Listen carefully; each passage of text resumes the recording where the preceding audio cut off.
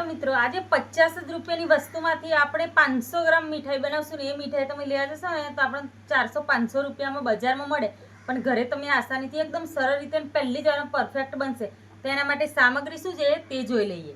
2 ચમચી જેટલું ખાલી બેસન, 1 જ ચમચી જેટલું મેદો, 2 ચમચી જેટલું કોપરાનું છીણ અને 100 ગ્રામ જેટલો માવો અને સ્વાદ પ્રમાણે ખાંડ અને ઇલાયચી સ્વાદ પ્રમાણે અને અડધો ગ્લાસ જેટલું દૂધ લીધું છે આપણે.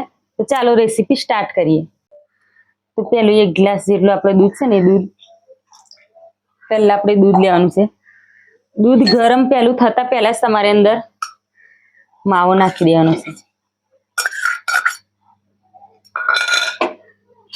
સરસ રીતે અંદર આવી રીતના ઓગાળી લેવાનું છે અને એકદમ સરળ રીતે બની જાય ને. તમે પહેલી જ વાર બનાવતા હોય ને તો સરસ જ બનશે અને એકવાર બનાવીને જોજો, પહેલી જ વારમાં પરફેક્ટ રીતે બનશે. જો આવી રીતે સરસ રીતે માવો અંદર મેલ્ટ થઈ ગયો ને. હવે દૂધ ધીમે ધીમે ગરમ થતું જ જશે અને આપણે અંદર જે 1 ચમચી જેટલો મેદો લીધો છે ને એ મેદો તમારે ગરમ થતા પહેલું જ આ નાખી દેવાનું છે, કારણ કે ગરમ થઈ જશે ને તો પછી અંદર ગોઠવો પડી જશે અને ઠંડુ દૂધ હોય તો સરસ રીતે અંદર બધી વસ્તુ મેલ્ટ થઈ જાય. 2 ચમચી જે આપણે બેસન લીધું હતું ને એ બેસન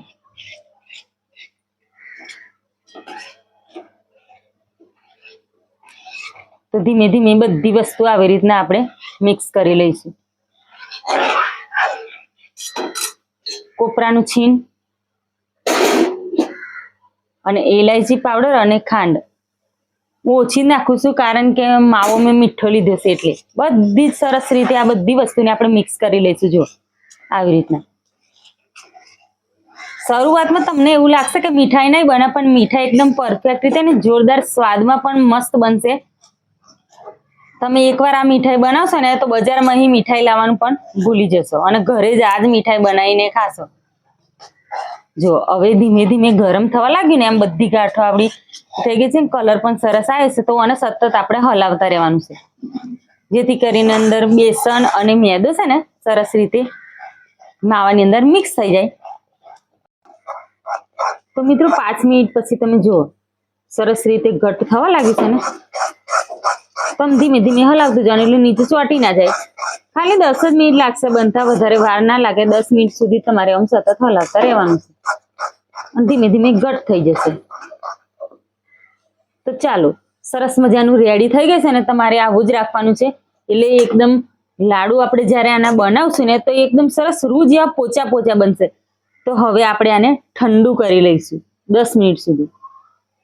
ચાલો મિત્રો, મેં હાથ પર સરસ એવું ઘી લગાવી દીધું છે ને આપણો એકદમ જે માવો બનાવ્યો ને એકદમ સરસ રીતે ઠંડો થઈ ગયો છે. જો તો આવી રીતના એના લુયા બનાવી લઈશું. ફટાફટ બનીને રેડી થઈ જશે. જો એકદમ મસ્ત. તો આ લુયા આપણે બનાવીએ ને તો બધા લુયા આવી રીતના બને. કોપરાનું છીણ લીધું તમે જો, કોપરાના છીણમાં આવી રીતના. તો બધી મીઠાઈ આવી રીતના રેડી કરી લઈશું. તો મિત્રો બધી જ મીઠાઈ આપણે આવી રીતના રેડી કરી લઈશું. જો જોવામાં કેટલી મસ્ત લાગે છે ને. તો બધી જ આવી રીતના રેડી કરી લઈએ.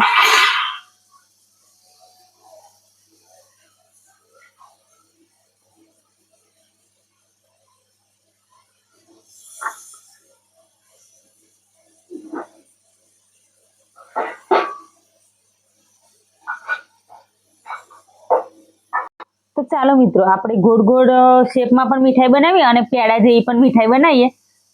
તો તમે ગમે તેવો શેપ આપી શકો છો. અને જો આવી રીતના ગોળ ગોળ મેં લોયું કરી આવી રીતના દબાવી લઈશું. સરસ મજાનું દબાવી લીધા પછી તમારે શું કરવાનું છે, વચ્ચે આવી રીતના હોલ કરી અને જે આપણે સૂકી ગુલાબની પાંખડી હોય ને આવી રીતના તમારે મૂકી દેવાની છે. અને મૂક્યા પછી આવી રીતે કોપરાનું છીણ ઉપર નાખી દેવાનું. જો કેટલું મસ્ત લાગે છે ને. તો આવી રીતના આપણે આવાનો પણ શેપ આપી શકીએ, પેડાનો પણ. મિત્રો જો સરસ રીતે મેં કેટલી મસ્ત ઘરે મીઠાઈ બનીને રેડી કરી છે ને. આ પેડા બનાવે છે અને તમે કોઈ પણ શેપ આપી શકો છો. તો સરસ મજાની મીઠાઈ આપણે ઘરે બનાવીને રેડી કરી શકીએ છીએ.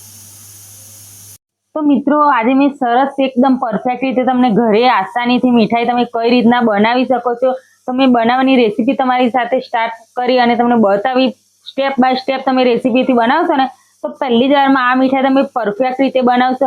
તો મિત્રો તમે અમારો વિડીયો ક્યાંથી જોવો છો? ફેસબુક પર હોય તો આપણા પેજને ફોલો કરજો, યુટ્યુબ પર હોય તો આપણી ચેનલ સબસ્ક્રાઇબ જરૂરથી કરજો, જેથી કરીને આવા નવા કુકિંગ વિડીયો તમને દરરોજ જોવા મળે. ફરી જ મળીશું નવા વિડીયોમાં. ત્યાં સુધી બધા મિત્રો બાય બાય.